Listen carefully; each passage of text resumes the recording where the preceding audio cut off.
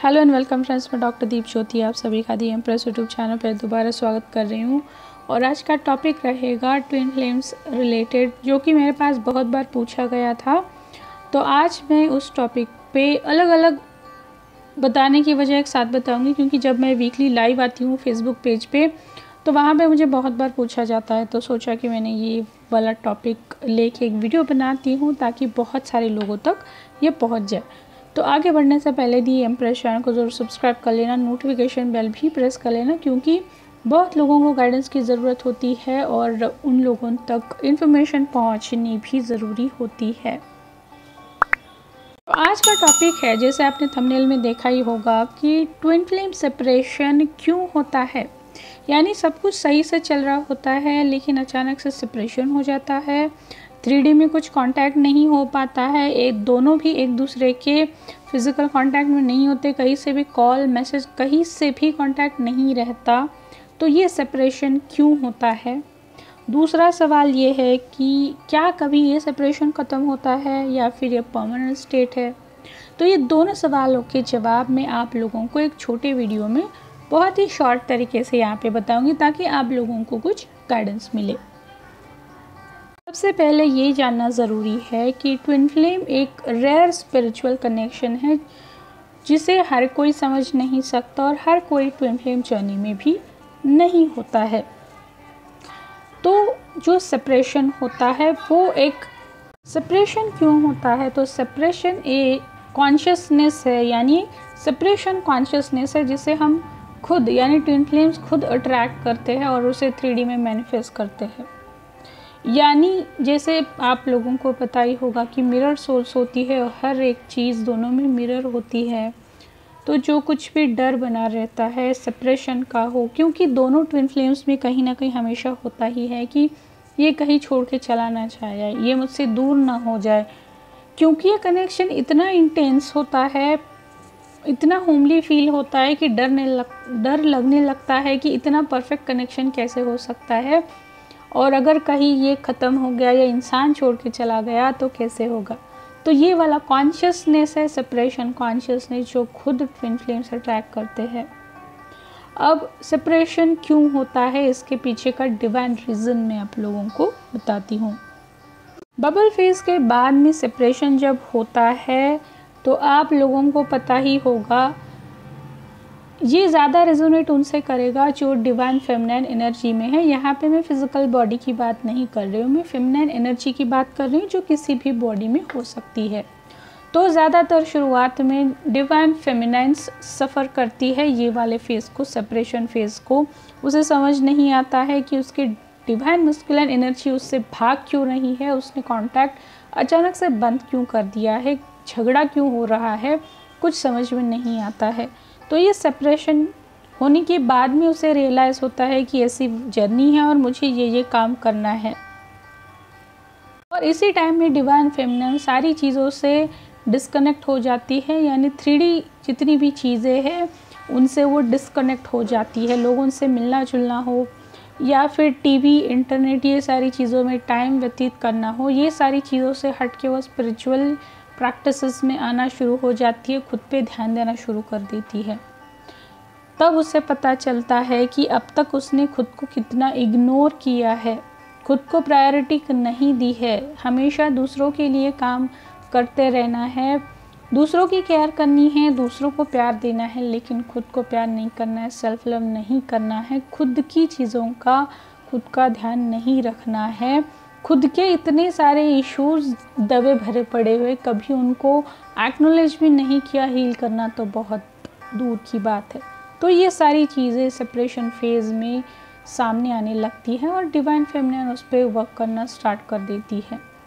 और ये इसीलिए इतनी तेज़ी से होता है क्योंकि ये सेपरेशन फेज़ होता है, क्योंकि उसे पता होता है कि ये अगर मैं सारी चीज़ें करती हूँ, इनर वर्क करती हूँ, तो उसका डिवाइन मस्कुलाइन जो है वो भी हील होगा और सेपरेशन फेज़ जो 3D में है, जो कि एक इल्यूजनरी है, टेम्पररी होता है, वो ख़त्म होगा। इसीलिए वो बहुत अच्छे से अपना इनर वर्क स्टार्ट करती है और उसे पूरा भी करती है। यहाँ पे ध्यान देने वाली बात यह है, मान लीजिए अगर सब सही से चल रहा है, बबल फेज़ चल रहा है, तो क्या डिवाइन फेमिनिन अपने इश्यूज़ हील करेगी, खुद पे उतनी ही डेडिकेटेडली काम करेगी, अपना हीलिंग करेगी, अपने पे ध्यान दे पाएगी, खुद की ग्रोथ कर पाएंगी, खुद को इस्टेब्लिश कर पाएंगी? नहीं कर पाएगी, क्योंकि इंसान जब प्रॉब्लम्स आते हैं तब 100 गुना ज़्यादा तेज़ी से काम करने लगता है। उसे खुद को पता नहीं होता कि उसके पास में कितनी एनर्जी है। वो सेपरेशन फेज़ में आने के बाद पता चलता है। यहाँ पे एक छोटी सी मैं स्टोरी बताती हूँ आपको, ताकि आपको सेपरेशन फेज़ का इम्पोर्टेंस पता चलेगा। कुछ लोग पानी में नाव से जा रहे हैं और बीच में जाते ही, यानी अभी तक किनारा दूर है, किनारे तक पहुंचने के लिए टाइम है, और उस टाइम जो नाव चलाने वाला खिवैया है उसे पता चल जाता है कि उस नाव में कुछ होल बना है और पानी अंदर घुसने लगा है, और इस सिचुएशन में उसे आगे नहीं लेके जा सकते कि इससे जान को खतरा है।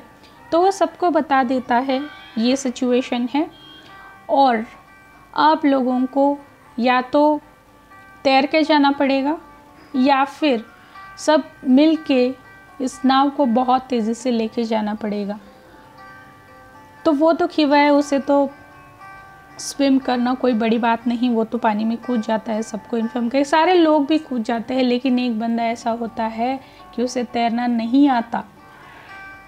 अब दोनों तरीके से उसके सामने उसकी मौत खड़ी है, या तो डूब के मरो या फिर पानी जो अंदर आ रहा है उस नाव से, उससे मर जाओ।